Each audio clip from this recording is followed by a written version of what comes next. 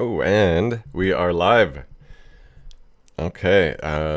Might be a little delay on the stream from what you see, from what I'm talking, but okay. So we are live again. We're going to continue working on this sea creature. It's kind of like a water sprite. It's by this artist named Theodore Kittleson.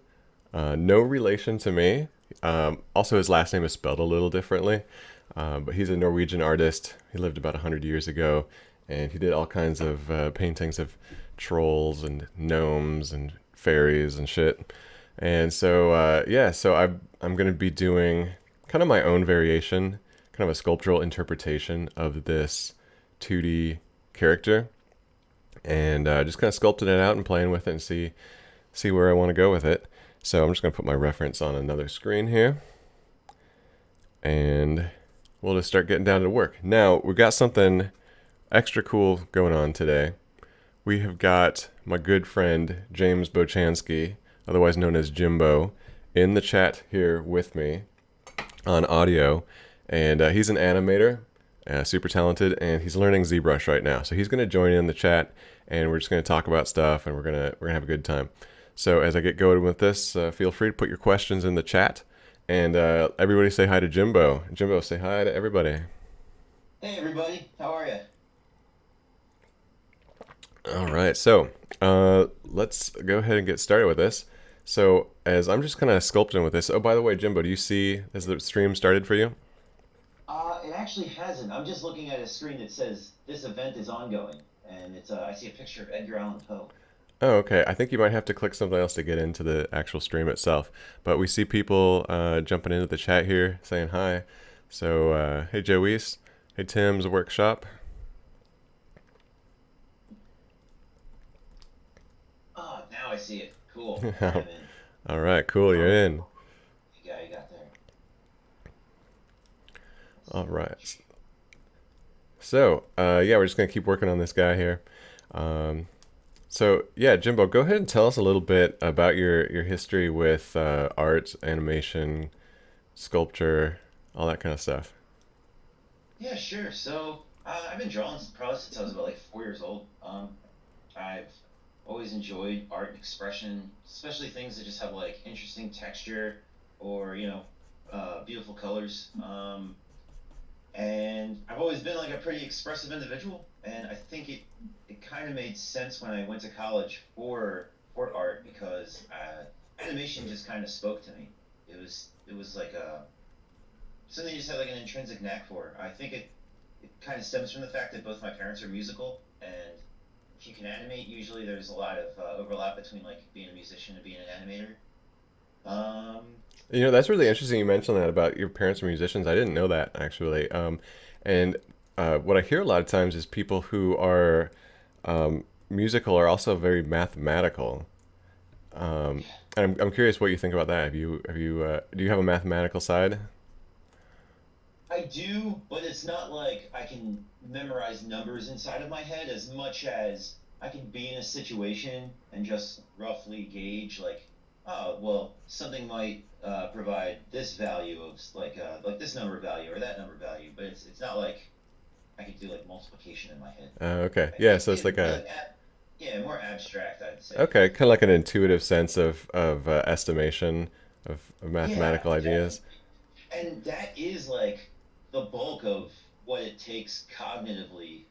When you're animating, you're pretty much just unconsciously doing that at all times. You're thinking about volumes and shapes and timing and all these things. Like I said, like they're not like numbers in a calculator, but they are quantities of something. So Yeah, that's so cool. And you know, I've done a little bit of animation myself, and I totally get that like intuitive feel for like everything kind of needs to add up in a certain way. But it's not like I'm on a calculator. It's more of a felt, intuitive sense of adding up, and I think that makes a lot of sense. yeah, no, for sure. Um, And there's also yeah, like you said, musicality to it. There's rhythm to animation. There's I could totally see how a lot of that translates. Did you learn a musical instrument growing up? I did, but it didn't stick. I had piano lessons. I learned clarinet and I learned saxophone. I would say the thing that I connected with when I was younger that was like maybe closest to this was actually sports. So like they're not the same thing as music, but and also I wasn't like a star athlete or anything, but I played a lot of street hockey with friends, pickup games. I ran track in high school, and with all those things, you do just have to pay attention to what your body's doing and maintaining a mind-body connection. And I find that the part of my mind that can eye up how an animation pose should work into the next frame. There's a lot of overlap with that part of my mind and the part of my mind that would like handle a hockey puck with a hockey stick. That's It's so like cool. it's all kinesthetic. I And love that how it all works together. Like, I've met some people in our industry in like, computer graphics, art, video game industry, and some of them get so focused into only ZBrush, only, keyframing animation, only, whatever it is they do, and they get so focused in it, they kind of turn into robots. And I feel like having other creative avenues like is so healthy and so helpful. Um, what do you, yeah, man, tunnel vision is way too easy to accumulate, I think. And I think that could happen to you in any walk of life, like be it your professional life or your social life or anything really. And um, a lot of people I think were like maybe predisposed towards avoiding discomfort, but I think like in a healthy sense, in a measured sense, you should seek out things that take you out of your comfort zone. And it's like you do that in one thing, and I think it allows your mind to expand in all the other parts of your life. Like it's like you pursue a change in something, you do something that's like a little bit outside your comfort zone, and then from doing that, your mind will just be a little more expanded. Like so then if you are going to go partake or like learn ZBrush or you're going to learn a new skill, that will benefit from the fact that you're just like exploring past what you know. mm-hmm. Yep. Yeah. Totally agree.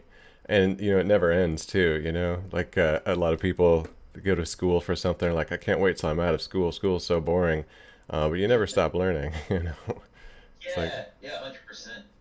I don't really feel like personally I learned a lot in classrooms, like going to school. Like one buddy I had when I was in high school, we'd be in algebra class and we always joked it was basically like art enrichment too. So we'd like sit in the back of the classroom and just draw and doodle and stuff. And I mean, at this point I've had enough jobs where I've made money working in art, and it's like, yeah, you know what? I didn't necessarily need to know what they were saying in algebra at that time, because I went up like honing a skill that wound up paying off for me in the future. So, yeah, yeah, totally. Yeah, I'm not whole cloth against school. I think there's certain types of people that really speaks to, but it's not for everyone, you know. right. Yeah. So, going back to what you're saying, so yeah, more about let's talk about you and like so you talked about you having a musical background and you talked a little bit about your going to art school. Yeah, pick up the story. Let's see where else does that story lead for Yeah, you, Jimbo? sure. So when I was very young, I think I definitely had like an aesthetic like eye.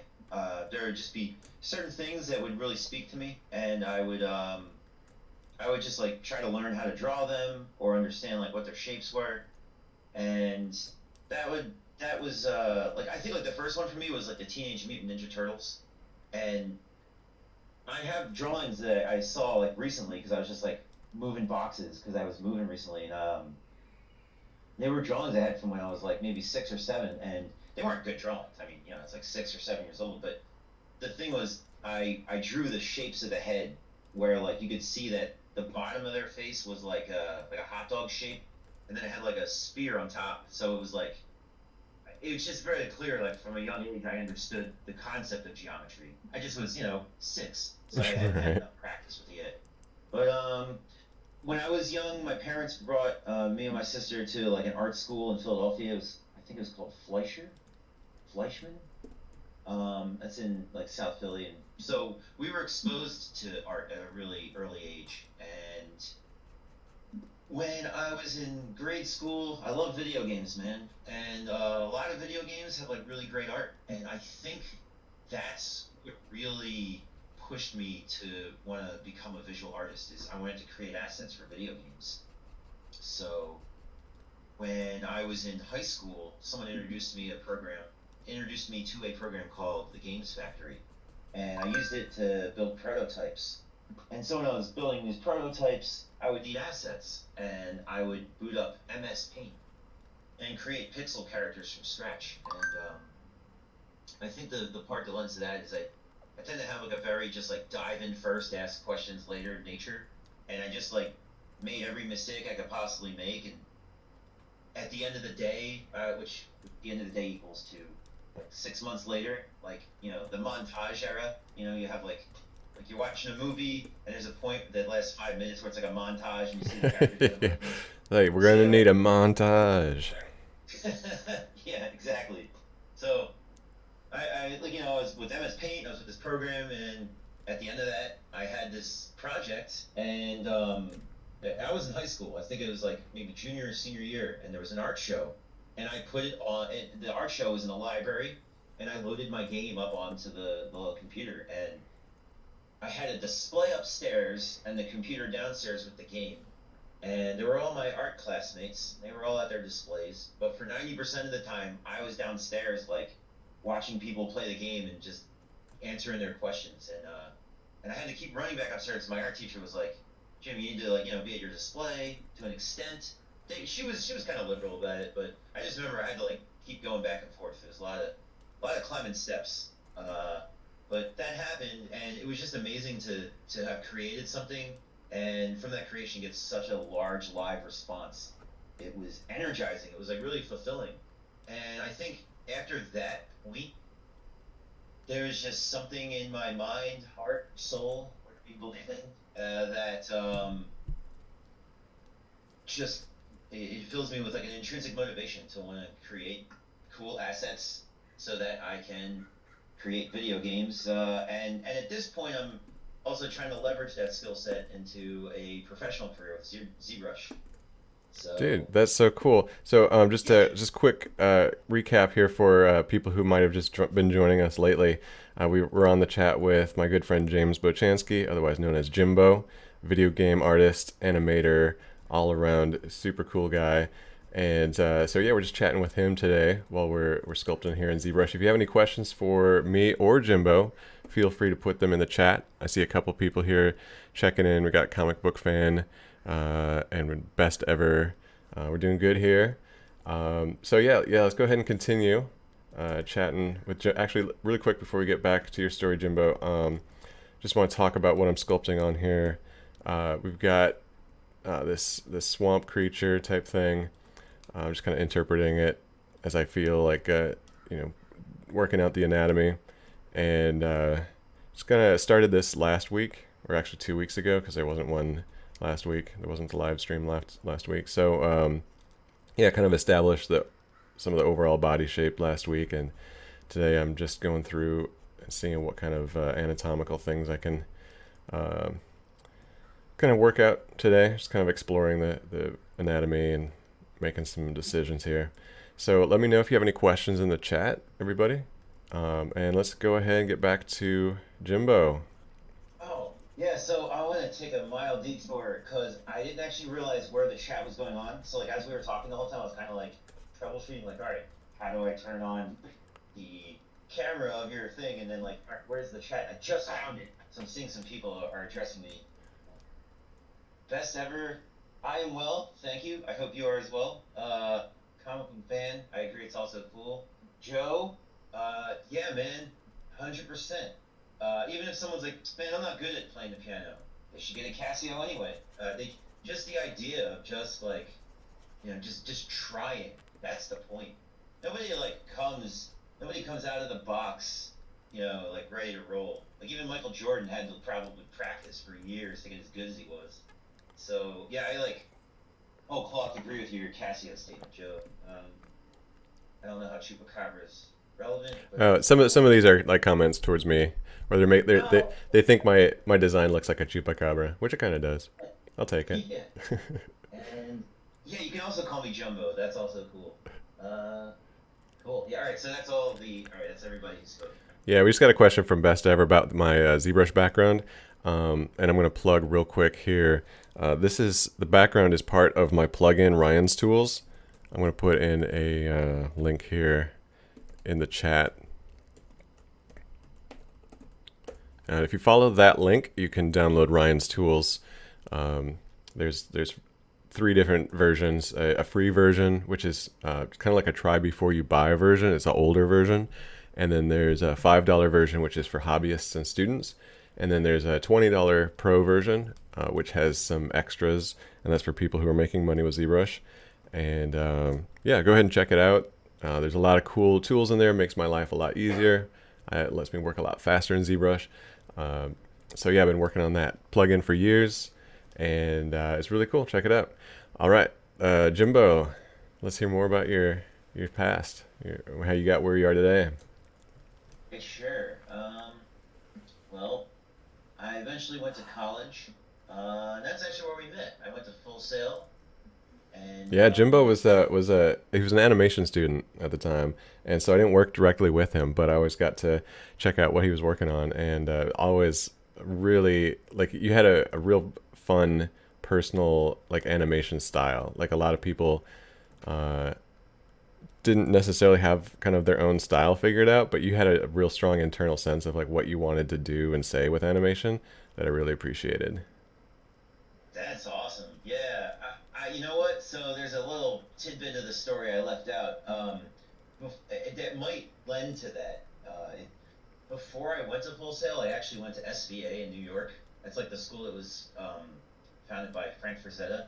I didn't graduate from there. I just went for about 2 years, and then I decided that I wanted to focus more on something that's, game related.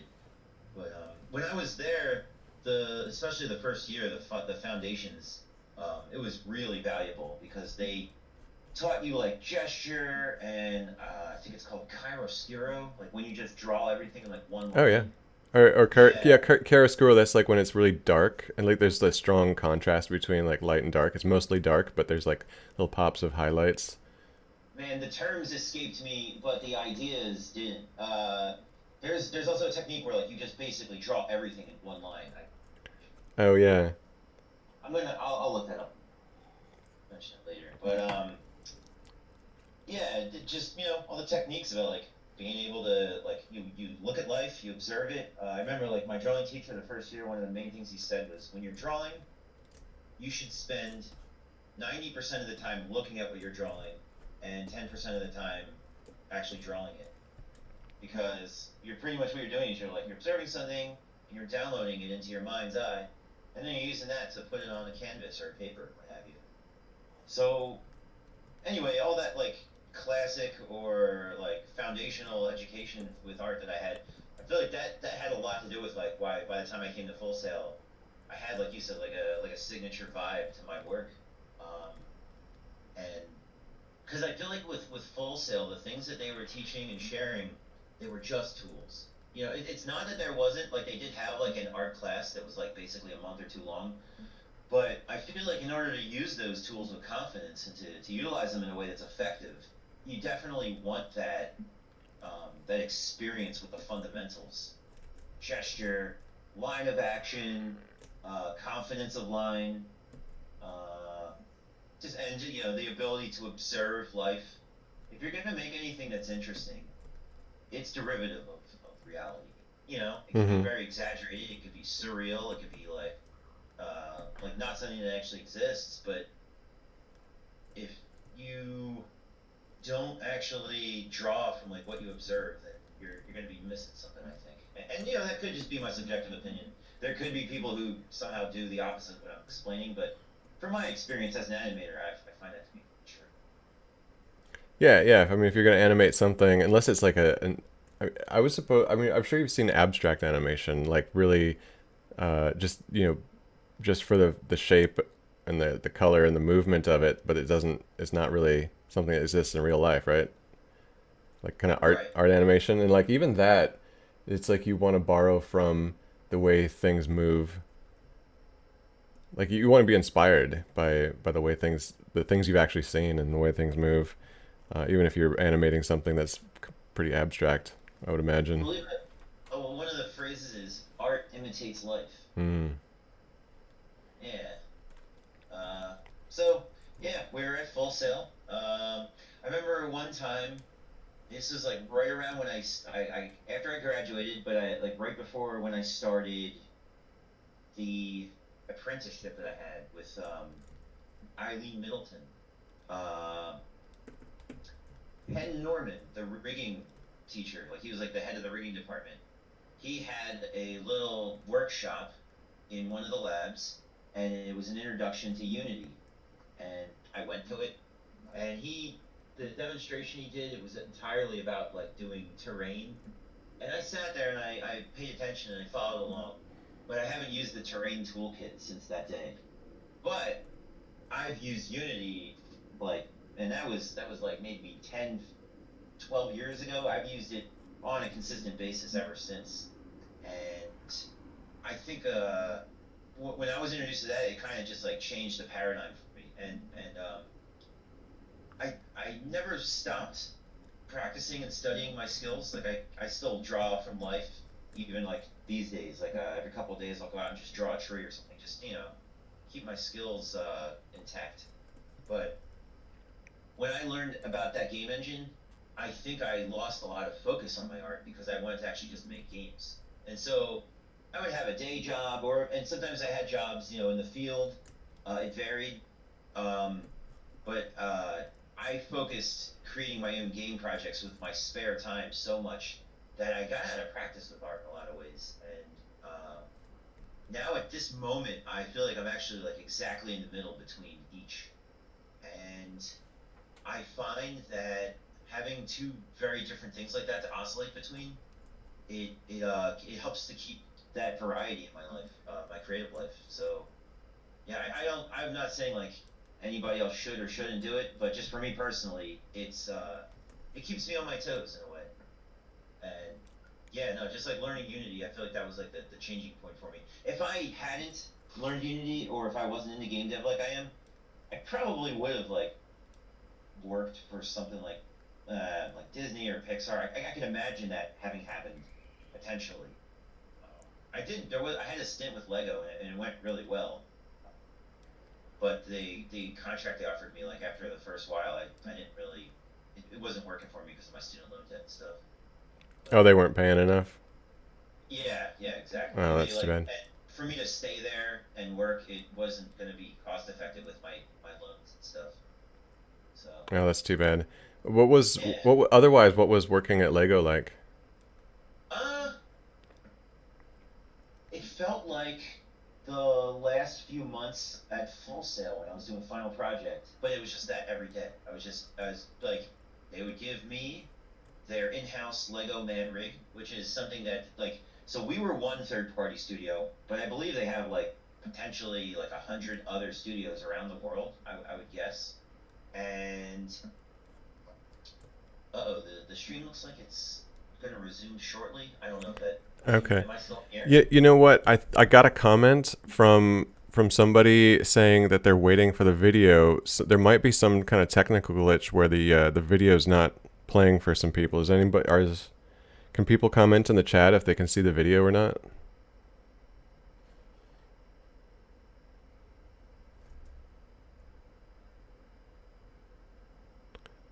People are saying they only see.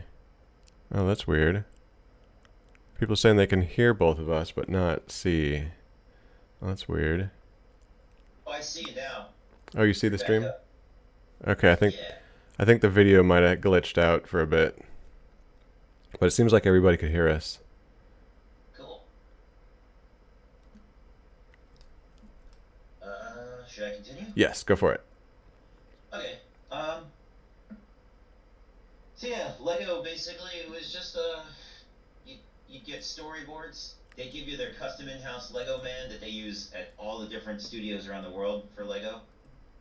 That stuff was proprietary. I had to like sign forms to use that rig because you're just not allowed to like share it. Oh, yeah, totally.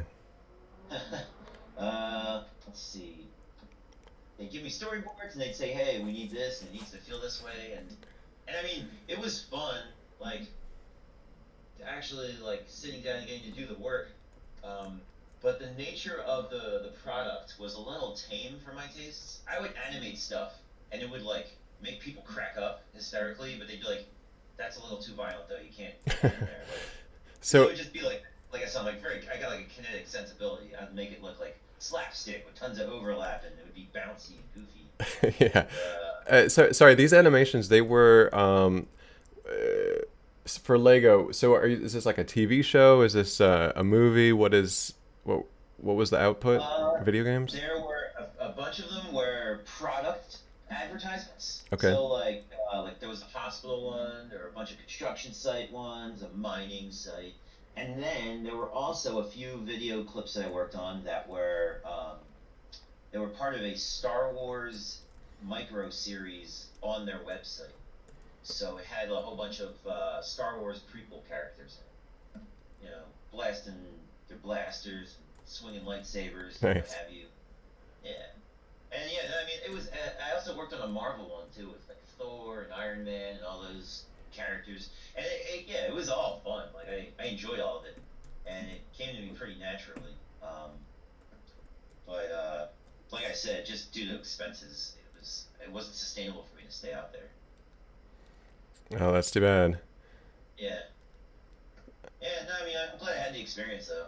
It was a good experience for sure. It gave me a lot of perspective in terms of like how the industry works and such. Right. Um, but yeah, I mean, like I've worked other jobs in recent years. Like the past few years, I was just working for the FAA, and that was also like a lot of interesting perspective. I learned a few things from that as well. And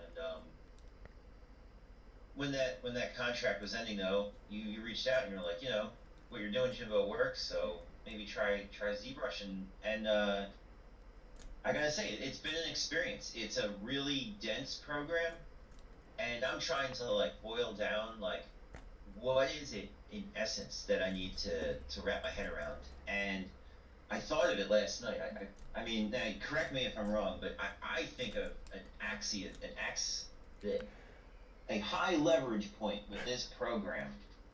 Yeah. I want to hear about this because a lot of the viewers here are beginners to ZBrush, Yeah, and we got experts alike in here. But yeah, this is I'm really excited to hear your perspective on this as someone who's like just newly getting into ZBrush.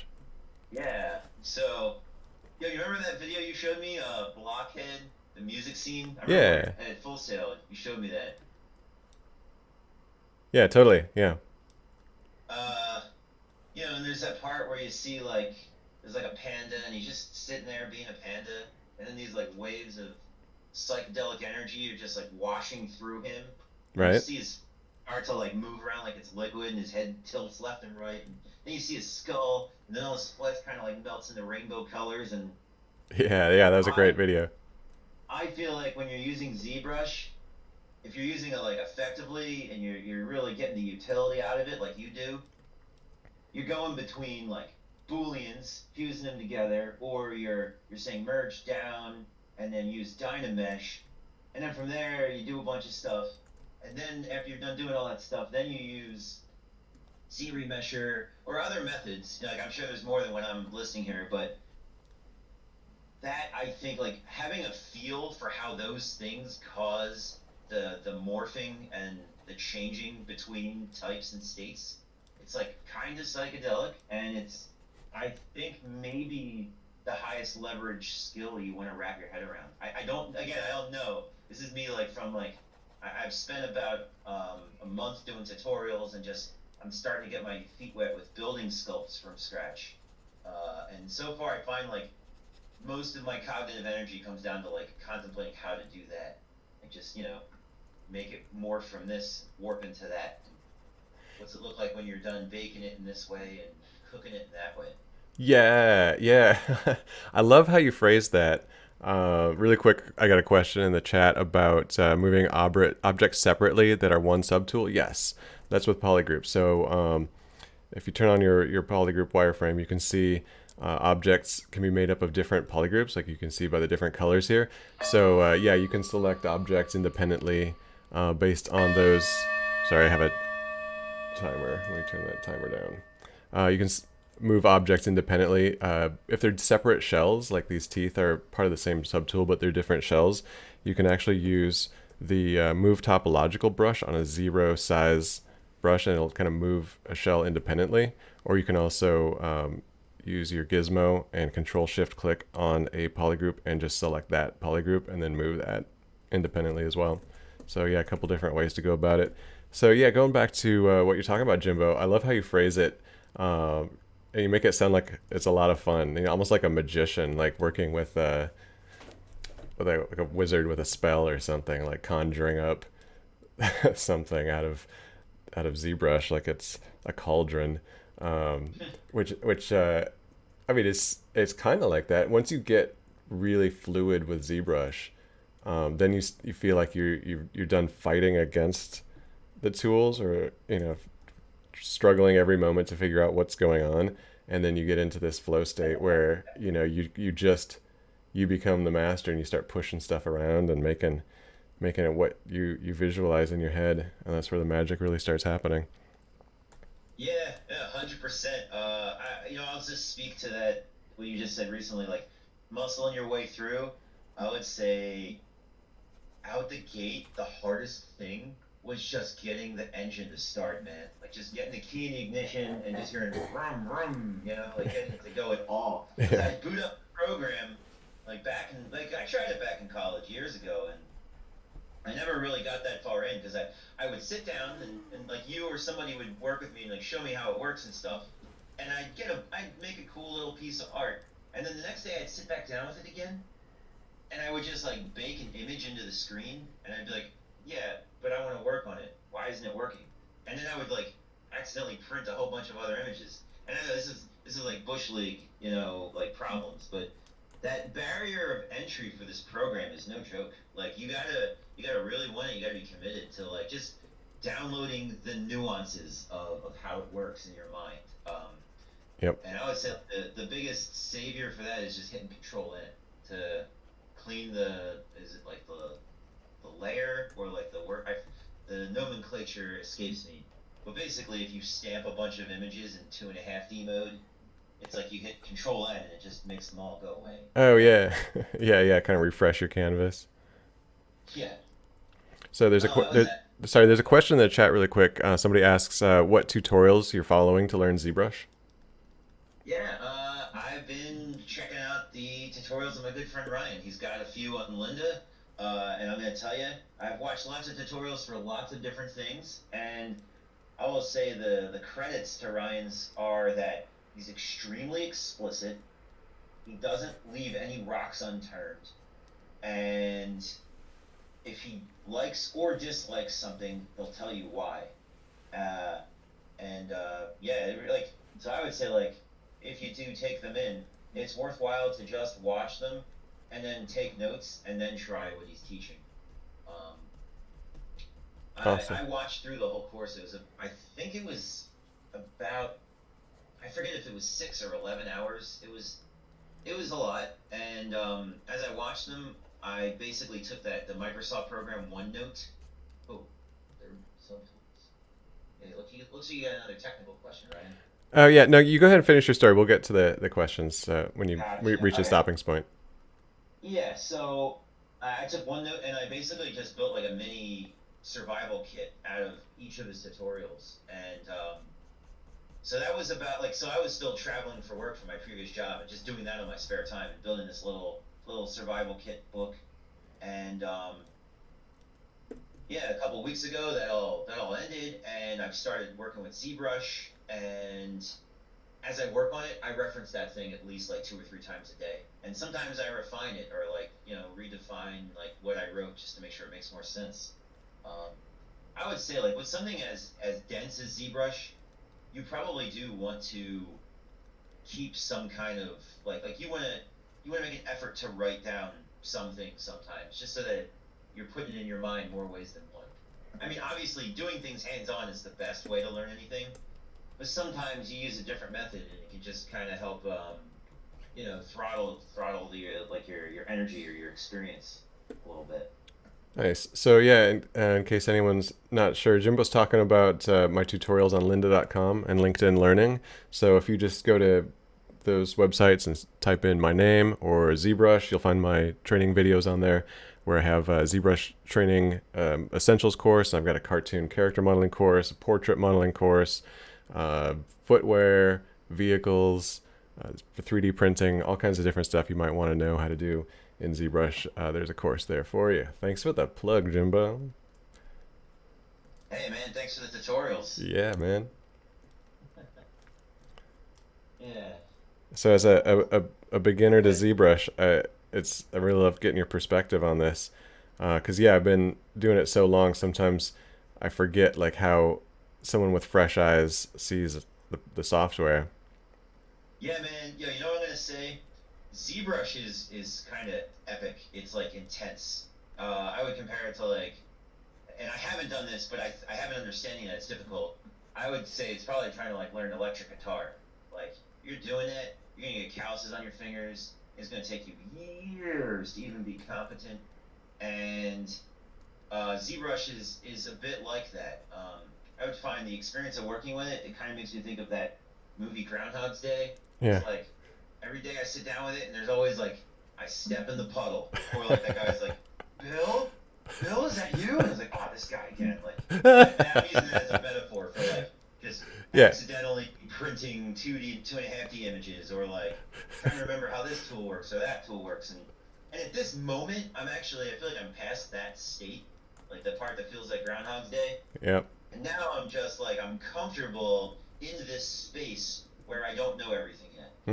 Like I still have like things to deduce. There's still strategies to develop, and there's things I gotta wrap my head around to get a feel for. But I have a feel for some of it, like how some of the brushes work, especially how you use the smooth brush. That's pretty clutch, man. Like you activate smooth, you start the stroke, but then you let go of shift while holding it down. That type of smoothing, it's so efficient. It's like it's kind of like a cure-all for certain circumstances. It's very, very versatile. I don't know what is it, like secondary smooth? Is that what that is? Yeah. There's so what Jimbo's talking about is there's a way to smooth. So let me just actually demonstrate this real quick. So if you want to smooth, hold down Shift and you start smoothing, and it wipes out the details. But if you start smoothing and while your cursor is down, but you lift off the Shift key, and it does a different kind of smooth that tries to preserve the volume of what you're sculpting but remove the details. Whereas if you keep holding Shift down, or you actually hit Shift again while you keep the stroke going, it'll actually kind of shrink the volume, you can see. And then if I release Shift, then it tries to maintain the volume. So that is kind of two different ways of thinking about smoothing. And yeah, Jimbo's talking about it's even more useful. The secondary smooth is more useful, I think, also than the regular smooth. And so remembering things that you kind of have to become a keyboard ninja a little bit with ZBrush, because there's all kinds of different key combinations, and when and how you hit certain buttons at certain times can totally change the effect. So your video gaming skills are definitely going to come in handy here with ZBrush, Jimbo. Oh yeah, that's no joke, man. You gotta have dexterity. Totally you gotta max out your dexterity stats. Dude, get on it, man. Start grinding on that stat right at the beginning of the game, man. Yeah, and I love how you compared learning ZBrush to the movie Groundhog Day. That was just brilliant. And it was totally true. When I started learning ZBrush, there's all these little like hurdles and tripping points, and it was even worse back in the day when I first started learning like 15 years ago. I'd bring a project. I would start. Like back then, ZBrush didn't have a way to really start a new mesh. There was no Dynamesh, there was no Z-Remesher. So if you wanted to work on something, you had to start it in another program like Maya, then bring that model into ZBrush and start working on it. But it was really finicky because when you started, everything had to be just right. You had to check off dozens of technical boxes, and it all had to be just right, or you basically had to start over. And so I had to start over so many different times because I'd bring in my model and something just wouldn't be working right. And I have to go back to Maya, fix the model, bring it back in, and then something else would not be working right. And just go through that dozens of times before you realize what all the different checkboxes you have to make sure you've got everything right before you start. Now, it's not that bad anymore. They've put a lot of effort. They could put in some more effort, honestly, on making that stuff work out of the box more nicely. But it's a lot better than it used to be. And you can just start working on stuff without having to check off so many technical boxes. But yeah, that's still a thing to deal with. So it's so cool you brought that up. Jeez, man, I feel like I'm spoiled at this point, having any complaints listening to that. That sounds like back in my day, we had to go back and forth between Maya and ZBrush 50 times. Oh man, I'm getting like, yeah, it's like Grandpa Simpson dialogue there. Oh man. No, really, I don't envy that. That sounds like that is just like beyond Thunderdome, man. That sounds tough.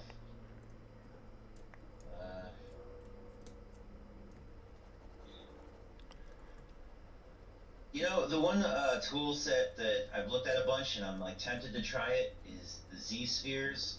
But the thing I always hear is that they're very like they're kind of clumsy. So I haven't yet. I just haven't gotten into it. And I was wondering if you had like an opinion about that. I do have some opinions about Z-spheres, yeah. Really quick before I get into that, there was a question from Mimi5K, and they say, are there many opportunities to work remotely as junior character artist? I live in Poland, and there are not many job offers in the industry, so I'm just curious if working abroad without the need of relocation is a possibility. Yes, it is a possibility. There's all kinds of job opportunities, working remotely, working in person. There's a lot of different ways to navigate that. Really, the biggest thing that's going to help you is if you've got a great portfolio. If you've got a website where you can show off the work you've done and it looks great, I mean, that's really what's going to make people want to hire you, whether it's in person or remote. So yeah, just make sure you're working on your skills and make sure you're practicing ZBrush and get a portfolio out there. And everybody navigates it differently. Some people do a lot of networking and they go and talk to a lot of people in person. Go to events. Other people go online and they meet people there. Other people just kind of do their work and they post it on Instagram or whatever. All kinds of different ways to get your work noticed. But you do have to get your work noticed somehow. So you kind of bring your own personality and style into how you do that, but it's got to be done if you want to get work. All right, go ahead. There's a different question here from Joe W. I had a different experience getting into ZBrush where I just jumped in with low resolution primitives, working with subdivisions and a move and damn standard brush and started creating. Yeah, that's totally a way to do it. Jumping in and just pushing all the buttons and figuring it out is it's a really great way to learn something. Actually, it's a little slower than going through tutorials for some people, but you end up with a deeper understanding of how everything works when you go through it the hard way, figuring it out as you go. Yeah, I agree. Yeah, like just take a risk. I mean, as far as computer art goes, you got Control-Z, so you can take all the risks technically. Yeah, totally. Yeah, I think some people get too locked into the sense that they have to follow a tutorial to learn how to do something, or they have to take a class or something. And I'm mostly self-taught when it comes to ZBrush, art, all this digital stuff. So, I just jumped in and started figuring it out on my own. And that's, honestly, if you want to get into something that's a new field where there's not experts in it yet, jump in and be the expert, be the first person to figure it out. I started getting into 3D printing before it became cool, before it was cool. And, there weren't people teaching how to prepare sculptural works for 3D printing. So I had to figure it out, like how thin can you make things before they break? Like how do you make models hollow to save on printing costs? How do you, make sure everything is sized correctly? There weren't tutorials for those things. So I figured it out, and then I started making the tutorials. So and that not only puts you in a great position if you want to be the person who's hired for that job, but also you're creating the tutorials that the next generation is going to be using. So yeah, definitely I'm a fan of people just jumping in and figuring it out for themselves too. Yeah, I would say like the benefits of it are a lot of what you were saying, and then also like when you're in there and you're struggling and you make mistakes, the mistakes you're making, that's going to stick in your memory forever, and later on it'll just like pay off as wisdom. Yeah. Yep. You like the things you learn from the mistakes you make are like they have so much like knowledge in them, and it's just information that you're able to just draw from. But if you have to figure out something that's already been like really well traveled, I think that would maybe be like the time when you want to just get in there and use a tutorial. But I mean, by default, I'm kind of the same way. I like to just like learn things for myself. But knowing that Ryan's got all those tutorials, and there's others out there, other tutorials that I've looked at, it's like if the territory's been explored, you can learn what they know a lot faster by just like checking out what they have. So it depends on like what you're looking for, like what your timeline is and what you want to learn it and why you want to learn it. Yeah, that's a great point. There's not a one way to go through it. And yeah, definitely also not putting down if someone relies on tutorials. That's cool too. Eventually though, you get good enough at it, you break from the tutorials, and you're like, okay, tutorials set a foundation for my understanding of the software, but now can I do something that there is no tutorial for? I can piece together what I've learned and make it my own. Yeah, that's the real trick. Like when you hit that point where you're doing what you just said, like all right, I'm ready to break off. That means you're in a flow state, I would say, or you're hitting a stride at that point. And that's pretty much what it's all about. You gotta get that energy flowing. Right. Build some momentum. Yeah, totally. Hey Ryan. Yeah. I think I got some other things I gotta attend to, so I'm gonna jump out for all now. right, cool. Yeah. Yeah, thanks for joining us on the chat, Jimbo. Yeah, we'll hopefully get you on sometime in the future. And real quick before you go, let us know what's the project you're working on right now, and where can people find out about it? Oh yeah, jeez, I didn't even mention that. Yeah, I've been working with my game dev team. We're building a 2D platformer called Super Marxist Twins, and it's on Steam. So if you type Super Marxist Twins on Steam, check it out. Go ahead and put a link in the chat. What's that? Can you put a link in the chat? Oh yeah, sure. Yeah, I'll do that right now. Give me a sec. Yeah, we've got and on the page there's also a link to our Discord and I think Twitch. I don't know. The dev lead manages all that stuff. I don't know all the specifics, but on this project, just for reference sake, I created all the character art and some of the environment art, not all of it. And then also, I provided a lot of ideas for like how the physics work and like the game mechanics, hitboxes, and I had a lot of input on like the controller feel. So like when you're pressing buttons, how does it feel? How does the character jump? What have you? I guess the last thing I can mention is it feels a lot like Donkey Kong or Mario meets Mega Man or Contra. That's like the overall game feel of it, if I had to describe it, and the game loop. I know I already said last thing, but I'm gonna add one more thing because I'm just thinking of it. The developer Eric, he is insanely dedicated to this project, and one of the things that he did is kind of amazing, and I'm surprised, is he built an entire level editor. So you can play our game, and then if you really like it, you can also create levels in it. I could probably talk more about it next time. That's why I like compose my notes more, but yeah, there's the gist. And here's the link. Hold on. Let's see how this chat work. There we go.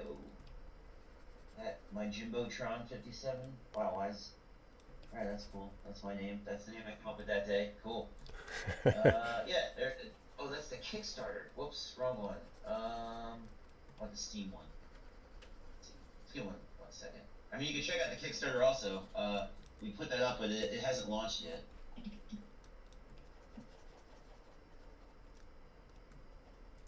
There we go. And there. There's the store page. That's where you can check the project out if you're interested. Ryan, thanks so much for having me on, man. Dude, thanks for joining. Yeah, dude. Yeah, no, I'll definitely look forward to coming back in the future if that's a thing. Awesome. Yeah, totally. Yeah, super awesome to have you on. Always great time. Have a great one, my man. Take care, friend. See you later. And that was Jimbo, everybody. Jimbo's a great guy. Yeah, definitely check out his links. If you can, support him by purchasing his game. Really, really great guy. So, yeah, let's go ahead and just keep going with this swamp creature guy. Yeah, let me know if you have any questions as I'm working.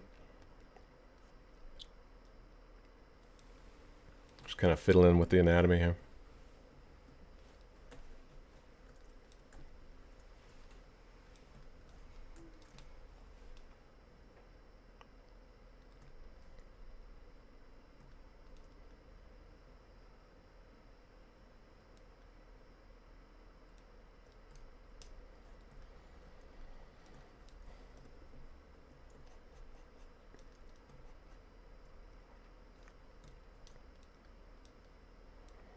Hey Nash fan, yeah, I'm glad you appreciated that. You know, I don't know if anybody else on the ZBrush, like the live streaming Pixelogic calendar is doing like guests, but it's something I think I'm going to keep doing. You know, I know a lot of different people in the ZBrush world, or just the computer art world in general, visual effects world, animation world, art world. So yeah, I got lots of interesting people that would be cool to talk to and get their perspectives on all this stuff. Have them on the chat, and yeah, just something to help things be even more awesome than they already are.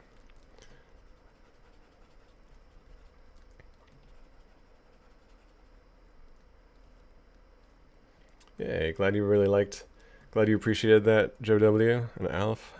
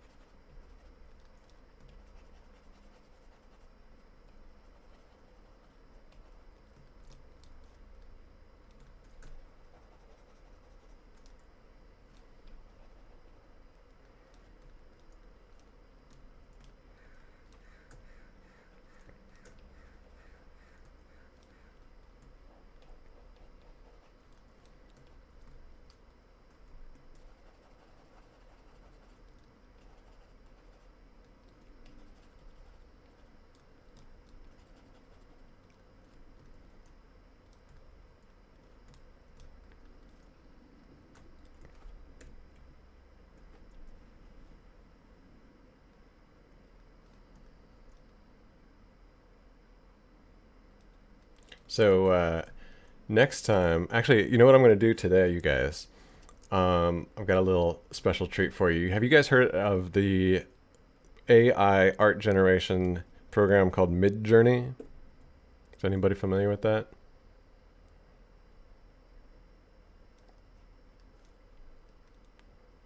So I've been using Midjourney lately. It's super interesting. It's fun to play with. If you search Midjourney, it's, you know, this AI where you tell it what kind of art you want. You tell it like subject matter. You tell it in the style of all kinds of different art, and it'll think about it for a minute, and it'll generate images that are surprisingly aesthetically pleasing for an AI in just a minute. And then you can play with it and you can change the parameters and stuff and do all kinds of cool stuff. I've been playing with that for a while.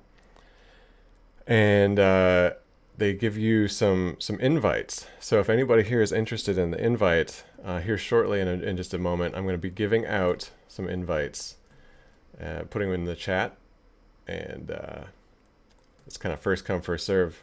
So I'll put the invite out there, and whoever's the first to grab it gets it.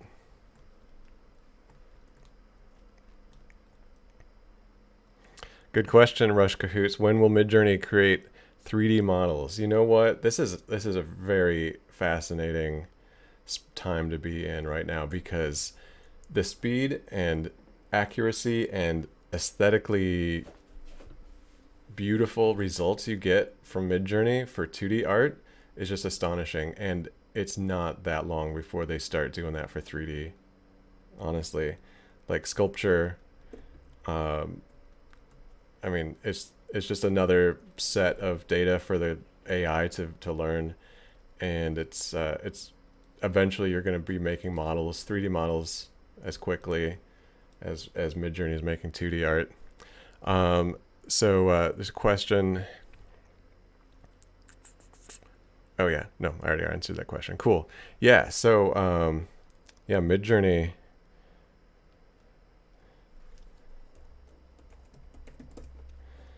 So yeah, I'm going to be giving out some invites here, hopefully. Hopefully soon, if I can get it to work. Yep.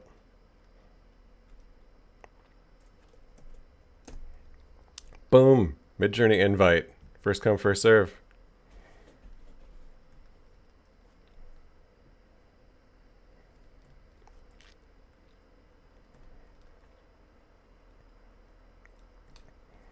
So I got a question from Vitali.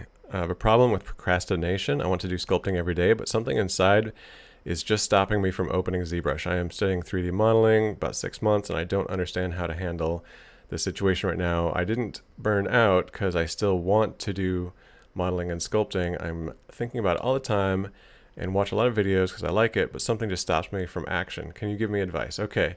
Yes, I can give you some advice. For one thing, ZBrush, it can be difficult. It can be like a real uphill battle to simultaneously be learning ZBrush and just trying to start a daily practice of like just making stuff and getting going.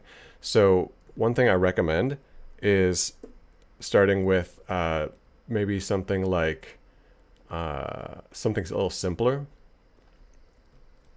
something that doesn't have quite such a headwind against you to get started. There's other sculpting programs out there that just you can get started. There's even the ZBrush. What is it? There's a light version. I can't remember what they call it, like Core or something, or Mini. It's like this. I think it's even like a free version, right? Where it's just the very basics. That's one thing, but there's other software that are even easier to get started with, and that's something that might help out.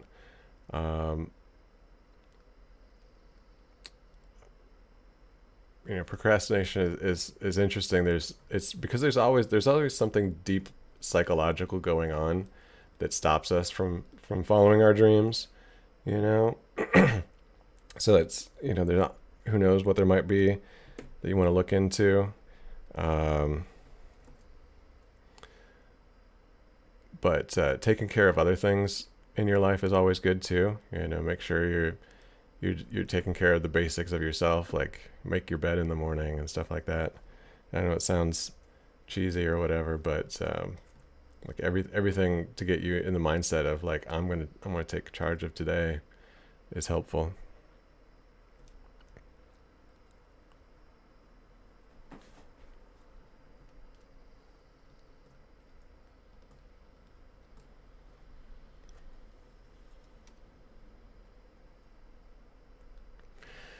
Yeah, Vitaly, like I think that's a good challenge. Like just 30 minutes in 30 days, and don't judge the results that you get. Like when you start, of course, you're not going to be great at it because you just started.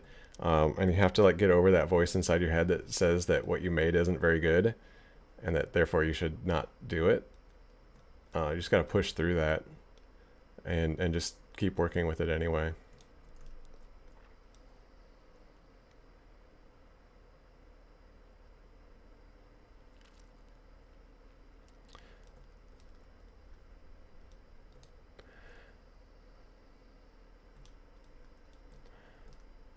Yeah, I haven't taken Raphael Grassetti's courses, or I don't know, I'm not familiar with them, but hey, if that's helpful, that's great. Thanks for sharing that. I'm sure someone else will find that helpful as well.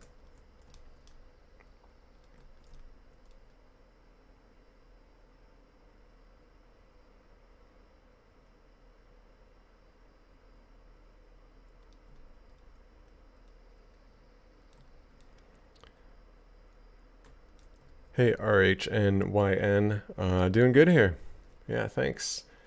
If you're just checking in, we had my friend Jimbo, an animator, as a guest on the live stream a little bit earlier today. So I'm gonna make that a thing, kind of a regular thing. Maybe not every time, but having people on as guests. Yeah, I really enjoyed it, and yeah, gonna keep doing that for sure.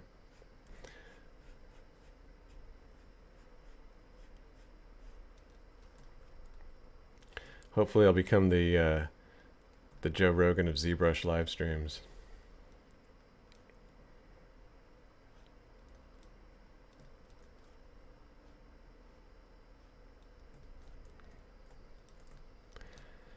Yeah, that is a really good point, Rush Cahoots.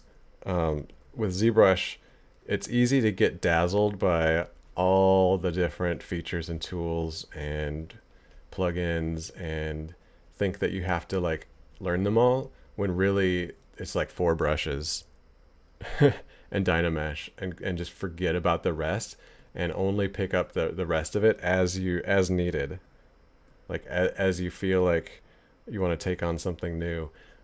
Because yeah, I mean, like smooth, clay, the damn standard, or the crease brush, which is my personal brush, part of Ryan's Tools Pro.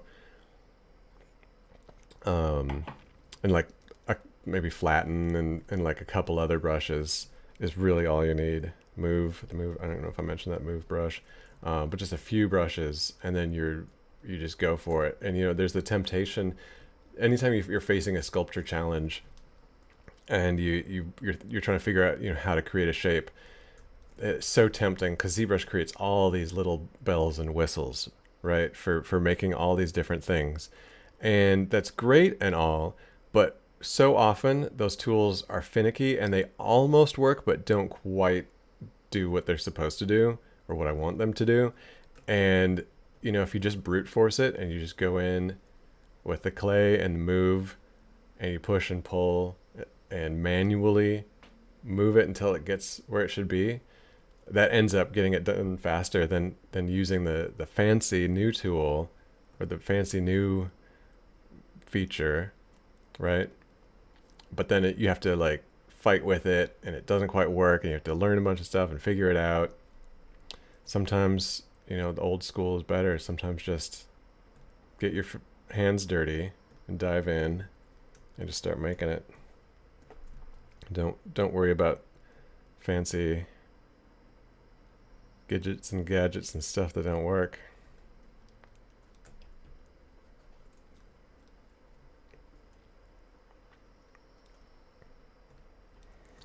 DJ Farrow has a question. Pretty new to ZBrush, coming from the Maxon train, and have a question. How do I find the best workflow for when I should subdivide? Part of that comes with experience. You continue kind of getting lost on what resolution I should work at in different stages, or should I just use whatever gets the look I want and try to remesh? I mean, I think you're going to answer your own question with time, practice, and experience. But really, you want to start low resolution and only subdivide when you have to. Like when you just can't get the details you like, yeah, work at a low subdivision level, get the overall shapes and forms, even though it looks blocky and it looks faceted. As an artist, you should be able to see through that and get to the underlying forms. And then when you just can't go any farther with that, then subdivide once and then go take a whole nother pass through the whole thing and then subdivide again. So with this character right here, you know, I started pretty low resolution and I'm working Dynamesh. And then, you know, as I get more detail in, then I just do one, you know, detail level higher on my Dynamesh, then put in more detail and more passes on it. So, yeah, you'll get a feel for it just the more practice you get.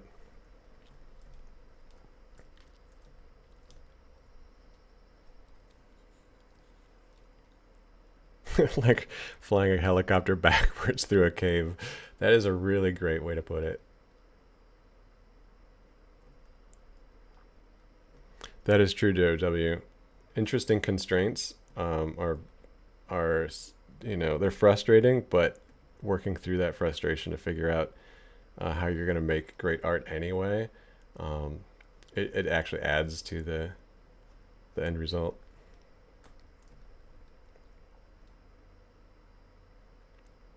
Yeah, very true, Rush Cahoots. Traditional art for the win.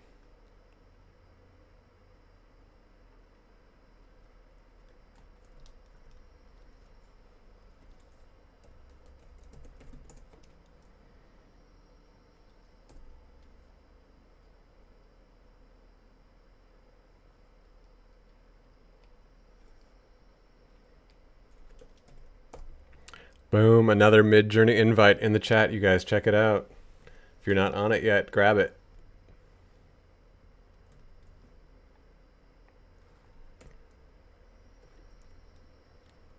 So there's a question, what size monitor do I have? I've got 3 monitors. I've got my laptop, and I've got kind of my main monitor, which is above my laptop, and then I've got a side monitor. So I'm actually stretching my interface across 3 monitors so that I've got my all my tools. Actually, so I've got my canvas like fully on one screen. Now I do. I forgot to spread my my screen out to my side monitor earlier. But yeah, I've got all my interface on spread across 3 different monitors. So yeah, I like to have like my canvas, you know, front and center in one monitor, a bunch of buttons on my lower monitor, and then my tool palette on my left monitor.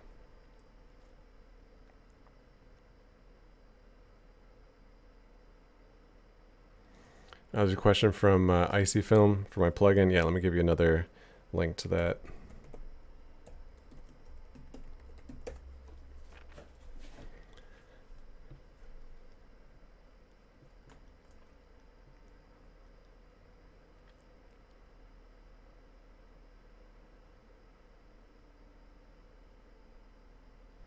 Yeah, skull trumpet. That's definitely a thing. Like looking around your model and being happy with it. Like, ooh, look what I accomplished. Which is fine. That's part of the fun of it. But techniques for pushing past that. You know, I think part of it is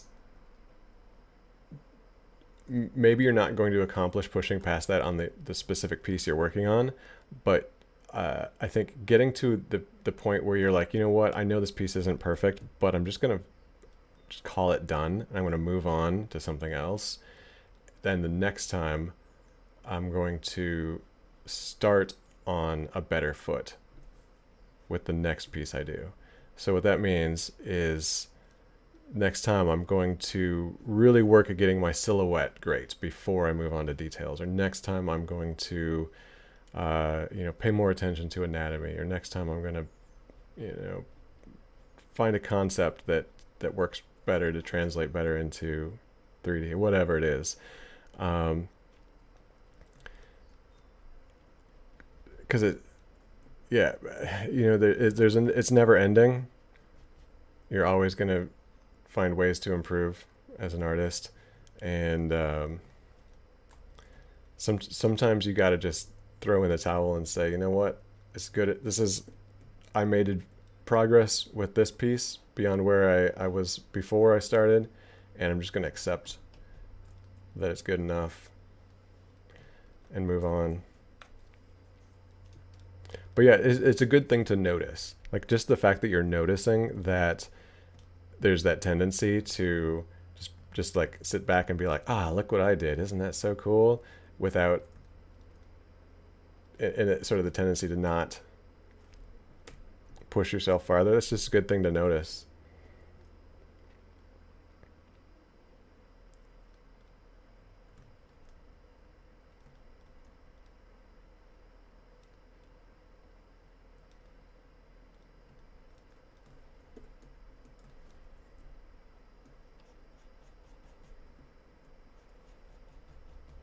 You just kind of develop an internal feeling of like when you're actually like moving forward and when you're just spinning your wheels.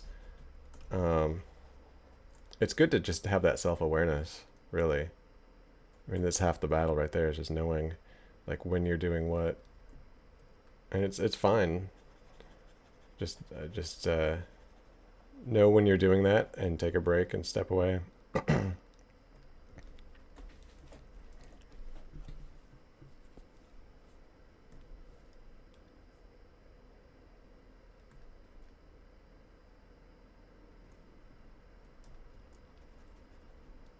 So I don't really know how those Midjourney invites work. So for example, I don't know if it's the first person to click on it gets it, or you have to actually like register, the first person who registers with that link. I'd be curious to know if somebody from experience of clicking that link, if you started like registering and then it told you, nope, this one's already expired or something like that. I'd be curious to hear how that works.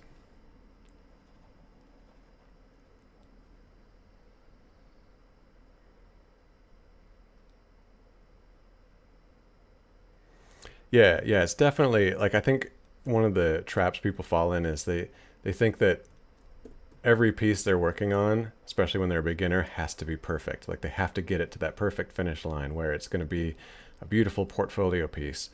And no, actually I think a valuable skill is knowing when to bail on a piece.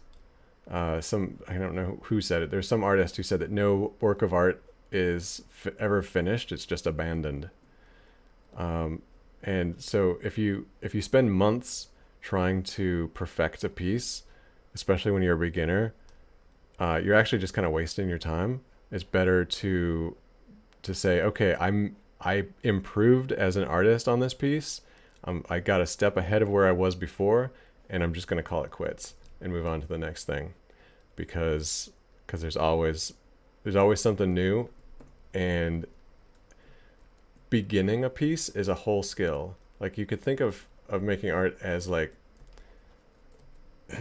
there's a tendency to think of art making as like getting to the finish line as like the goal, right? But how you start a project is a whole skill in and of itself.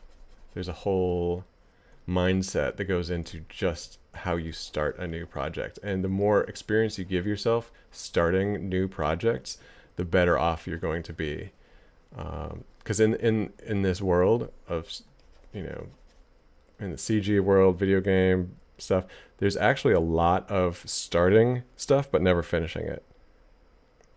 You're working on a project and the art director says, okay, we want to see, a bunch of different concepts, a bunch of different versions of things, and you'll start working on things, and eventually the director will change their mind and say, oh, you know what, let's go in a different direction with this, and you end up abandoning a lot of stuff. But you start a lot of stuff. And so just learning how to start a bunch of things, not knowing if they're going to reach a finish line, is a valuable skill. It's a valuable way to think about things.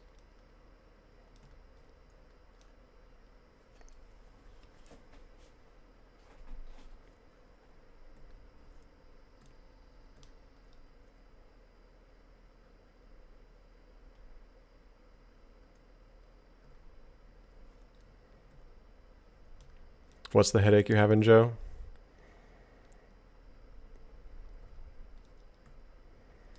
Yeah, getting feedback, Leo. That's a really good point of advice. There's always somebody who has more experience or a different perspective on things than yourself, and learning how to take that input is a really great thing to do as an artist.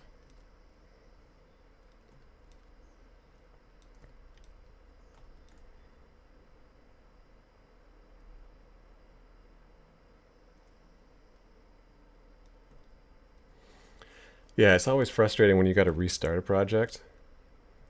You know, like when the computer crashes and you lost a bunch of work or something, or you start on a project and it's just not working great, and your boss tells you just start over.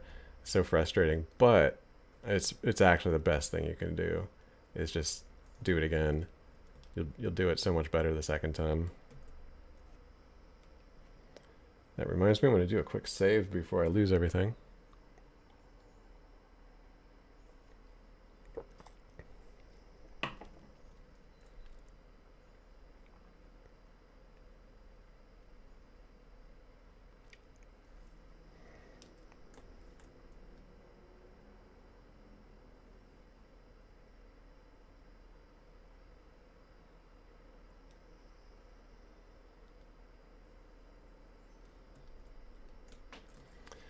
Oh, that's too bad about Discord. Yeah, hopefully it works out. Unfortunately, that's out of my ability to do anything about.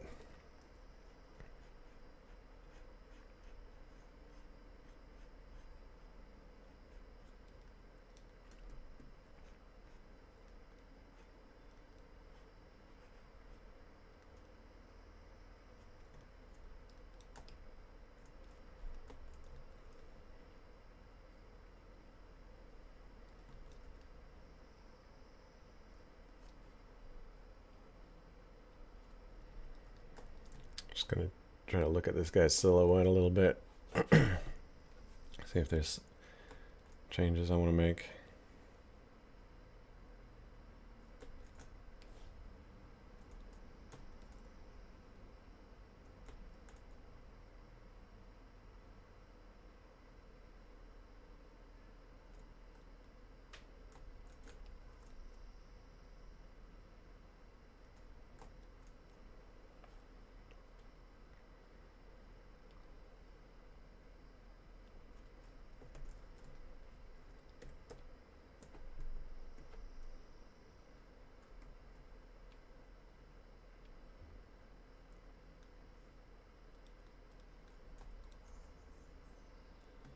I'm going to get a little bit more size differentiation between his upper torso and his pelvis.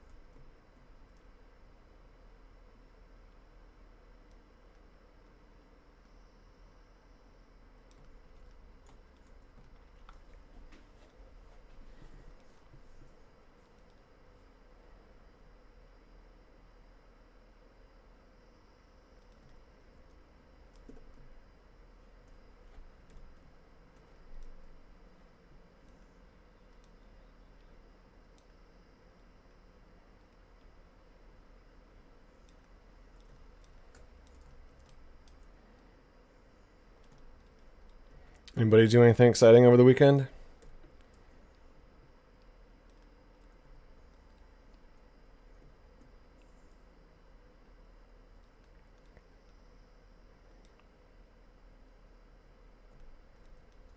That'd be cool, Joe.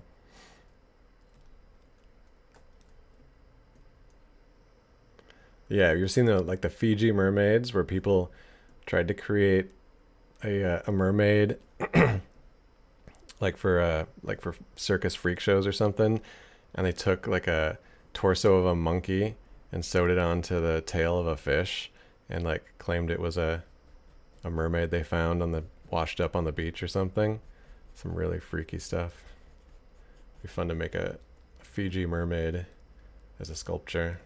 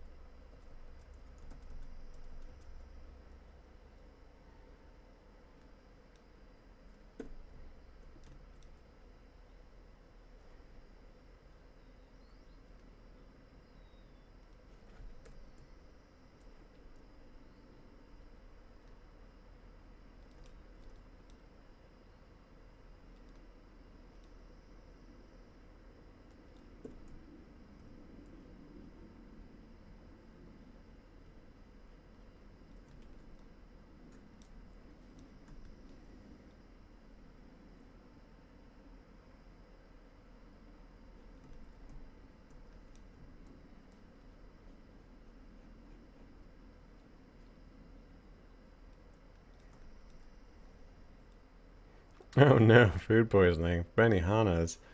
Oh, that's the worst. I went to the Oregon Country Fair this weekend. Had a nice little escape. Drove to the town of Eugene, Oregon, so south of Portland where I live, and went to some hot springs. Went to the Oregon Country Fair. And had a really nice, relaxing weekend.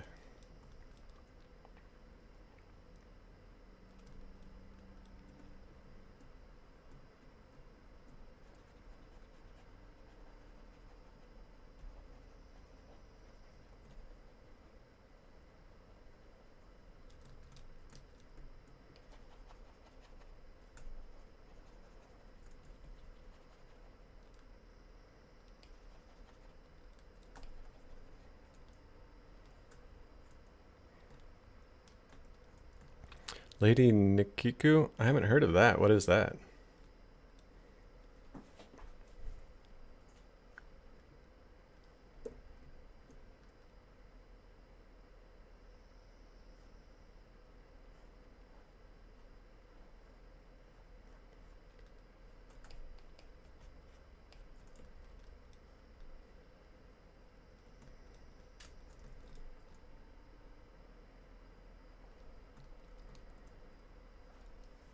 Oh, nice. Is it a Studio Ghibli movie or?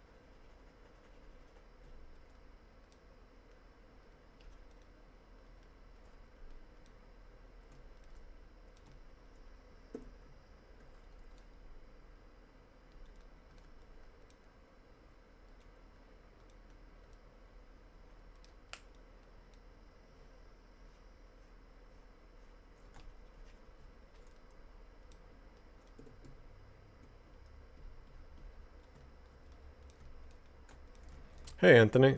Glad to have you here. Um, I wouldn't say I focus on character design, but it's definitely something I'm interested in. And but you know, I do a lot of different stuff. I'll do character modeling based on other people's design. Um, you know, I work a lot in fine art. I actually end up doing a lot of abstract sculpture. Um, so yeah, character design is definitely one thing I'm interested in, but I wouldn't say it's my focus.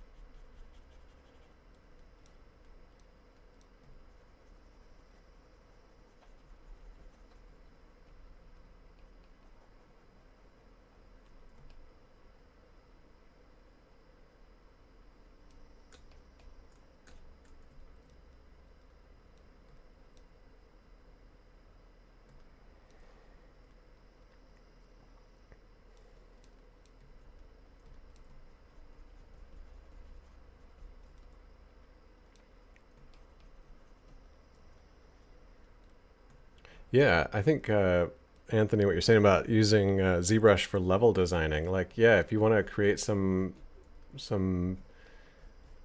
you know physical space like an environment, like you know just arranging shapes in 3D space, especially if it's something organic, I could see ZBrush being great for that. I haven't really tried so much of that myself, but yeah, if I were to want to design a garden or something, it would be really cool to just kind of do virtual landscaping and just be like, you know what, I want a hill right here, and I want to put a pond right there. That would definitely be something that ZBrush would be good for. You just sculpt it in.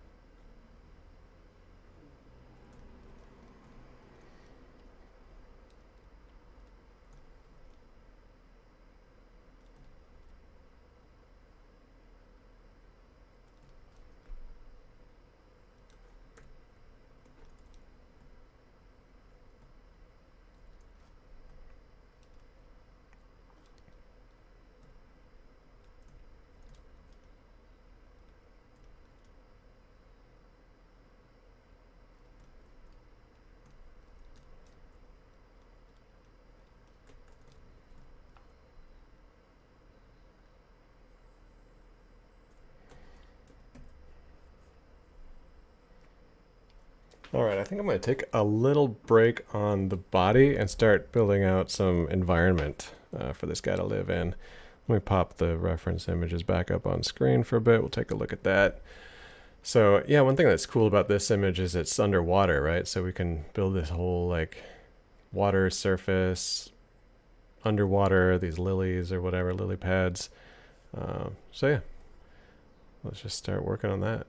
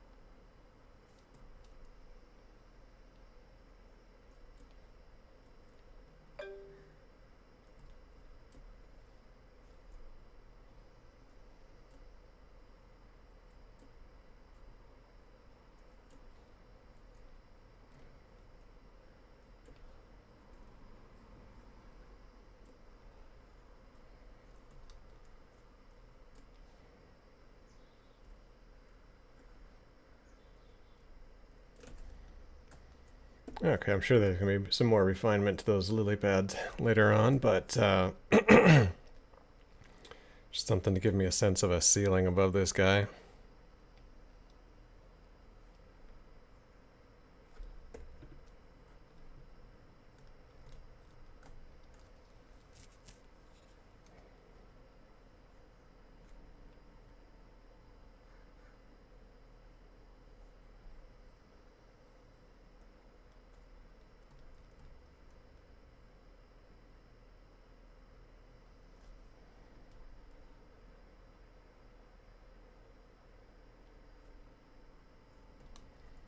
And let's make a ground for him to stand on.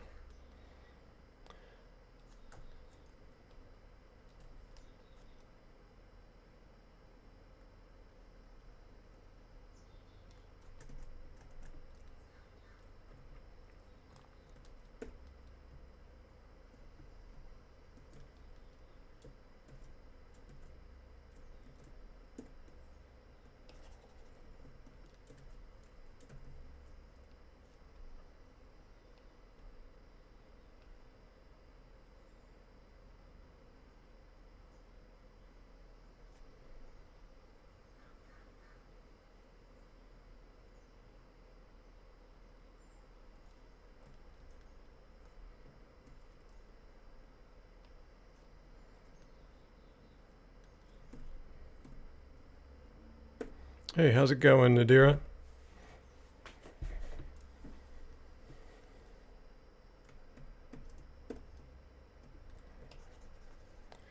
Just trying to sculpt some kind of organic marsh bottom here.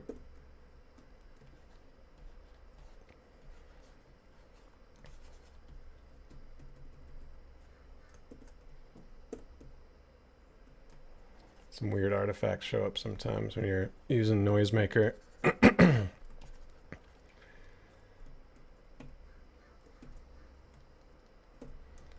Anyway, so we got this guy who's going to be standing on the bottom of this marsh here. And I'm going to use a Boolean here to kind of cut that shape so it's nice and flat.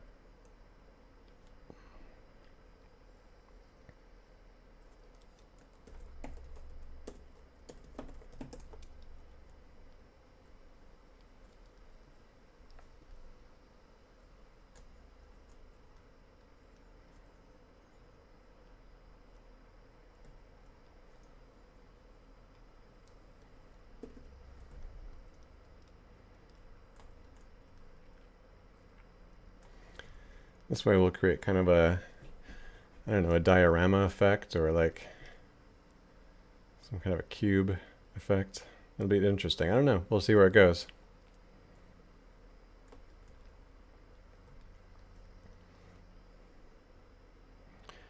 And let's grow some grass coming up from here.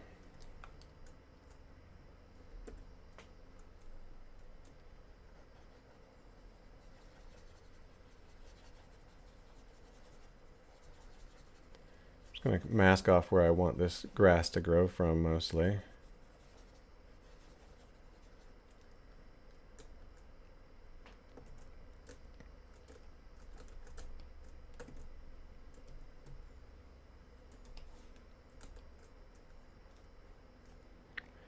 And let's use fiber mesh for this.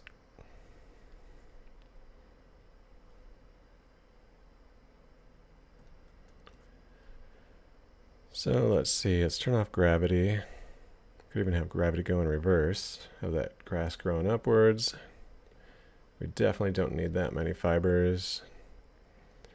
Let's make it longer, thicker.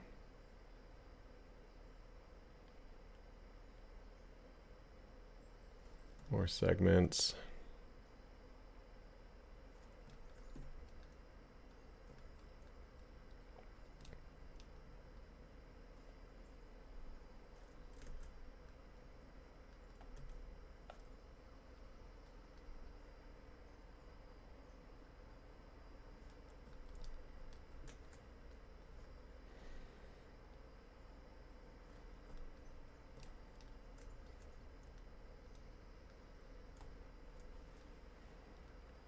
Okay, cool. That'll definitely give me something to start working with.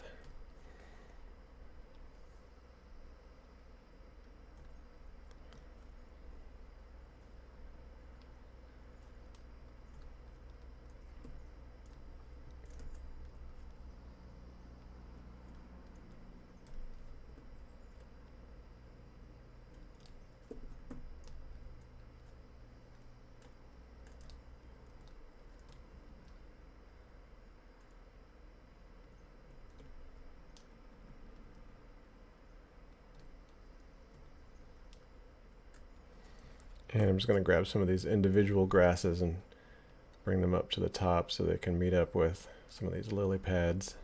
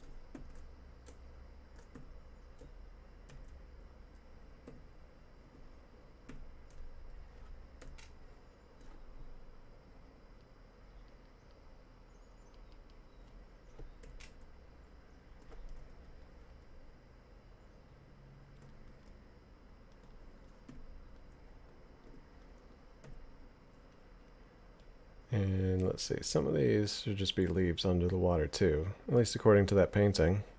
So I'm going to just stick some of these onto some of the grass tips.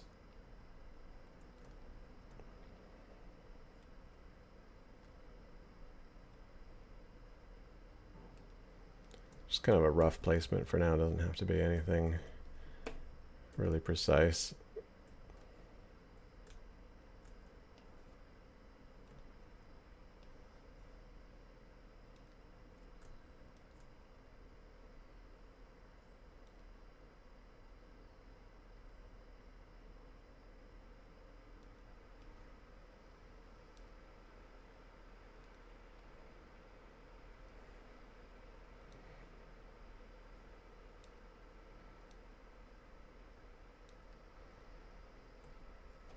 So Comics Legend asked if I mainly create art for illustration. No, I actually do a lot of different stuff. A lot of my freelance clients are fine artists, doing stuff that goes into galleries and museums and stuff like that. So honestly, I do work that ends up in all kinds of different varieties of uses, from stop motion animation to TV commercials, video games, illustration, you name it.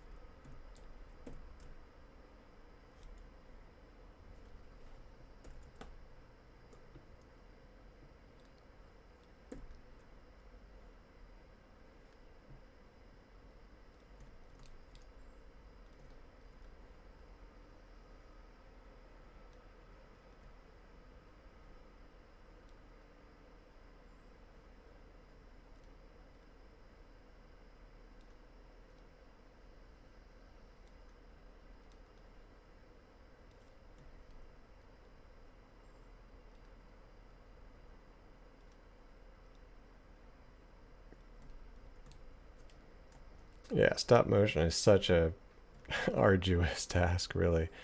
It's so much work. It's really amazing that it gets accomplished and finished at all.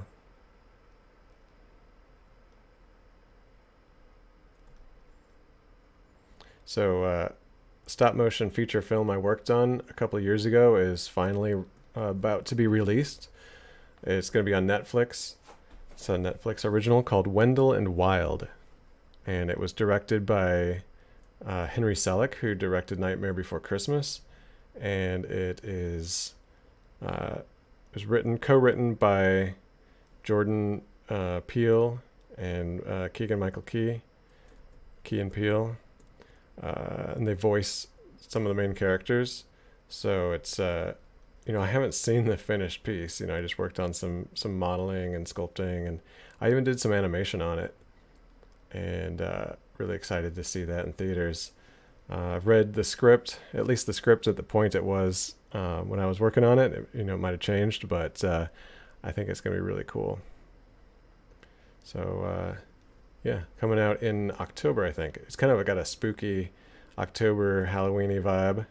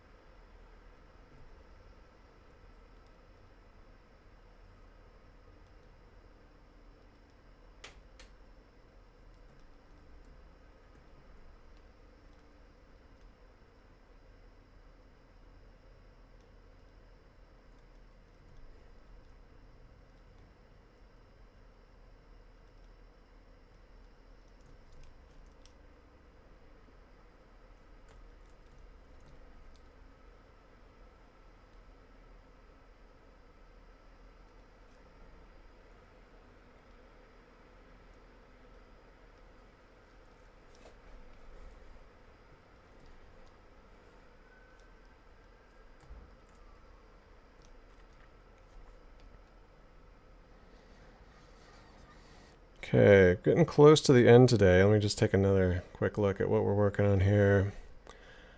So yeah, definitely some things to continue on for next week. Looks like next week I'm going to try to put him into a pose. Probably more like the pose on the right image. And then, yeah, get that nice like flower on the top, sort of like his lure to lure people into the swamp so he can eat them.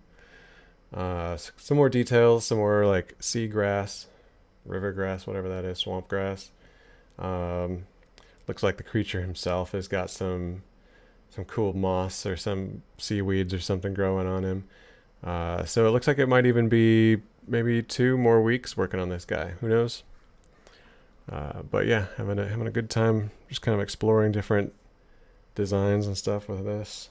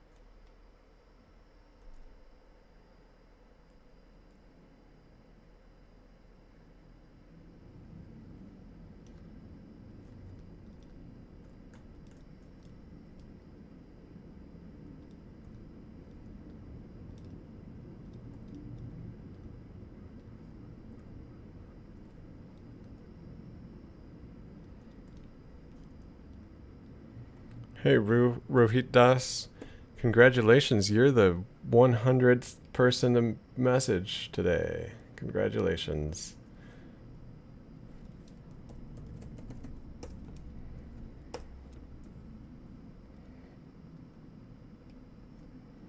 And just for that, I'm going to celebrate with another Midjourney invite. Go get it. Maybe this one will work. I don't know. Midjourney, they sent out an announcement saying their invite system was a little buggy lately, so maybe that explains why some people are having trouble with that. But hey, if it works, great.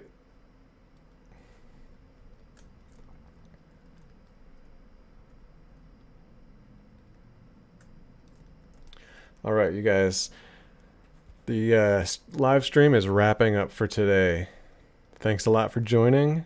Had a lot of great time and conversation today. Next week, hopefully I'll have another guest lined up. But if not, just charge ahead with this as I've been doing. And we'll see you next time. Have a great one, everybody. Bye.